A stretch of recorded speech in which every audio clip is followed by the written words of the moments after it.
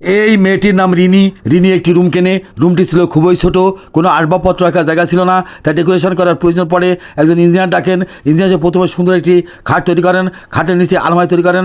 আলমারির ভিতর বিভিন্ন প্রকার জিনিসপত্র রাখেন, লেপ রাখেন, জামা কাপড় রাখেন, অন্যান্য জিনিস রাখেন এবং আলমারিটি গ্লাস দিয়ে আটকে দেন। পাশে একটি ড্রয়ার সিস্টেমের টেবিল তৈরি করেন। টেবিল উপর ল্যাপটপ রাখেন যাতে রিনি ল্যাপটপে কাজ করতে পারে। ড্রয়ারে প্রয়োজনীয় জিনিসপত্র রাখেন এবং তার ভিতরে ঢুকাই দেন। পাশে একটি বক্স তৈরি করেন। বক্সের ভিতর প্রয়োজনীয় বইপত্র রাখেন।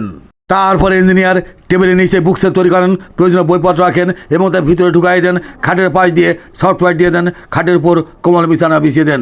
খাটের পাশে বক্স তৈরি করেন। বক্সের ভিতর মোবাইল চার্জ দেওয়ার ব্যবস্থা করে দেন এবং অন্যান্য জিনিসও রাখেন। খাটের উপর থেকে যাতে মেঝে না পড়ে যায় সে ব্যবস্থা করে দেন। খাটে ওঠার জন্য সিঁড়ি তৈরি করেন। সিঁড়িতে ড্রয়ার তৈরি করেন। প্রত্যেকটি ড্রয়ারে প্রয়োজনীয় জিনিসপত্র রাখেন এবং তার ভিতরে ঢুকাই দেন। সুন্দর একটি শোকেস তৈরি করেন।